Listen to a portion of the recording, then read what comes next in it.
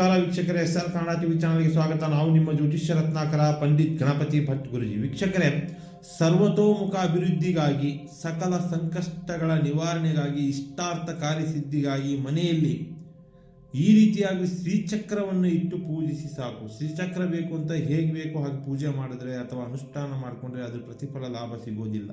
ಪೂಜೆ ಮಾಡುವಂಥ ವಿಧಿವಿಧಾನ ಸರಿಯಾಗಿ ತಿಳ್ಕೊಳ್ಳಿ ವೀಕ್ಷಕರೇ. ನೋಡಿ, ಶ್ರೀಚಕ್ರವನ್ನು ಪೂರ್ವ ಅಥವಾ ಉತ್ತರ ದಿಕ್ಕಿಗೆ ಮುಖ ಮಾಡಿ ಇಟ್ಟು ಪೂಜಿಸಬೇಕು. ಇದಕ್ಕೆ ಕಪ್ಪು ಬಣ್ಣದ ಫೋಟೋ ಫ್ರೇಮನ್ನು ಹಾಕಿಸಬಾರದು. ಪೂಜೆಯಲ್ಲಿ ಹತ್ತಿಯ ಗೆಜ್ಜೆ ವಸ್ತ್ರವನ್ನು ಶ್ರೀಚಕ್ರದ ಮೇಲೆ ಹಾಕಿ ಪೂಜಿಸಿದರೆ ಬಹಳ ಶ್ರೇಷ್ಠ ಫಲ ನಿಮ್ಮದಾಗುತ್ತೆ. ಇನ್ನು ಶ್ರೀಚಕ್ರವನ್ನು ಪ್ರತಿ ಮಂಗಳವಾರ, ಹುಣ್ಣಿಮೆ, ಅಮಾವಾಸ್ಯೆ ಹಾಗೂ ಪಾಡ್ಯದ ತಿಥಿಗಳಲ್ಲಿ ಪೂಜಿಸಿದರೆ ಉತ್ತಮ ಫಲ. ನೋಡಿ, ಶ್ರೀಚಕ್ರದ ರೂಪವನ್ನು ಯಾವುದರಲ್ಲಿ ಬೇಕಾದಲ್ಲಿ ತರಬಾರ್ದು. ತಾಮ್ರದ ತಗಡು ಅಥವಾ ಪಂಚಲೋಹದ ತಗಡಿನ ಮೇಲೆ ಶಾಸ್ತ್ರೋಕ್ತವಾಗಿ ಮೂಡಿಸಿ ಸಿದ್ಧಿಗೊಳಿಸಿ ಪ್ರಾಣ ಪ್ರತಿಷ್ಠೆ ಕೊಟ್ಟು ಶ್ರೀಚಕ್ರವನ್ನು ಪೂಜಿಸಬಹುದು. ಶ್ರೀಚಕ್ರದ ನಾಣ್ಯಗಳು ಸಿಗ್ತವೆ. ಹಣದ ನಾಣ್ಯಗಳವು ಪೆಟ್ಟಿಗೆ, ತಿಜೋರಿನಲ್ಲಿ, ಕಪಾಟಿನಲ್ಲಿ ಹಾಗೂ ಪ್ಯಾಕೆಟ್ಗಳಲ್ಲಿ ಇಟ್ಟುಕೊಂಡ್ರೆ ಧನಪ್ರಾಪ್ತಿ ಆಗ್ತದೆ ಶ್ರೀಚಕ್ರದ ಅನುಷ್ಠಾನದಿಂದ. ಇನ್ನು ಈ ಶ್ರೀಚಕ್ರದ ಸರ್ವಶಕ್ತಿಗಳನ್ನು ಒಳಗೊಂಡ ಈ ಶ್ರೀಚಕ್ರವನ್ನು ಪೂಜಿಸುವಾಗ ಪ್ರಾರಂಭದಲ್ಲಿ ಅಥವಾ ಪೂಜಿಸುವ ಕೊನೆಯ ಹಂತದಲ್ಲಿ ಅಂದರೆ ಮುಕ್ತಾಯದ ಹಂತದಲ್ಲಿ ಒಂದು ಮಂತ್ರವನ್ನು ನೀವು ಸುಮಾರು 8 ಬಾರಿ ಜಪಿಸಬೇಕಾಗ್ತದೆ. ಬೀಜಾಕ್ಷರಗಳ ಮಂತ್ರವನ್ನು ಶ್ರೀಚಕ್ರದ್ದು ಏನು ಬರ್ಕೊಳ್ಳಿ ಒಂದು ಪೇಪರ್ನಲ್ಲಿ.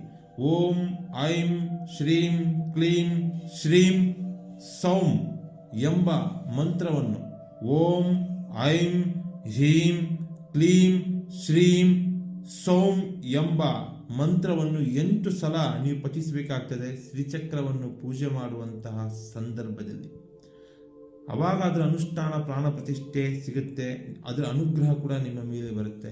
ಇನ್ನು ಯಾವುದಾದ್ರೂ ವ್ಯವಹಾರಕ್ಕೆ ಹೋಗಬೇಕಾದ್ರೆ ಅಥವಾ ಮಂಗಳ ಕೆಲಸ ಕಾರ್ಯಗಳಿಗೆ ಹೋಗಬೇಕಾದ್ರೆ ಶ್ರೀಚಕ್ರದ ದರ್ಶನ ಮಾಡಿ ನೀವು ಹೋಗಬೇಕು.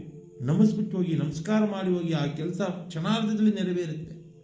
ಇನ್ನು ಯಾವ ದಿನ ಯಾವ ರಾಶಿಯವರು ಪೂಜಿಸಬೇಕು ಶ್ರೀಚಕ್ರವನ್ನು ಗೊತ್ತುಂಟಾ ವೀಕ್ಷಕರೇ? ರವಿವಾರದ ದಿನ ಸಿಂಹ ರಾಶಿಯವರು, ಸೋಮವಾರದ ದಿನ ಕರ್ಕ ರಾಶಿಯವರು, ಮಂಗಳವಾರದ ದಿನ ಮೇಷ ಮತ್ತು ವೃಶ್ಚಿಕ ರಾಶಿಯವರು, ಬುಧವಾರದ ದಿನ ಮಿಥುನ ಮತ್ತು ಕನ್ಯಾ ರಾಶಿಯವರು, ಗುರುವಾರದ ದಿನ ಧನು ಮತ್ತು ಮೀನಾ ರಾಶಿಯವರು, ಶುಕ್ರವಾರದ ದಿನ ವೃಷಭ ಮತ್ತು ತುಲಾ ರಾಶಿಯವರು, ಶನಿವಾರ ದಿನ ಮಕರ ಮತ್ತು ಕುಂಭ ರಾಶಿಯವರು ಶ್ರೀಚಕ್ರವನ್ನು ಪೂಜಿಸಿದರೆ ಶ್ರೇಷ್ಠ ಫಲಕ್ಕೆ ನೀವು ಅನುವಾಗ್ತೀರಾ. ಹಾಗೆಯೇ ಕೂಡ ಈ ಶ್ರೀಚಕ್ರವನ್ನು ಎಲ್ಲ ವಯಸ್ಸಿನವರು ಪೂಜಿಸ್ಬೋದು. ದೊಡ್ಡವರು, ಚಿಕ್ಕವರು, ಹಿರಿಕರು, ಯಾರೇ ಆಗಿರ್ಬೋದು. ಹಾಗೆ ಸ್ತ್ರೀ ಆಯಿತು, ಪುರುಷರಾಯಿತು, ಅವರು ಪೂಜಿಸ್ಬೋದು.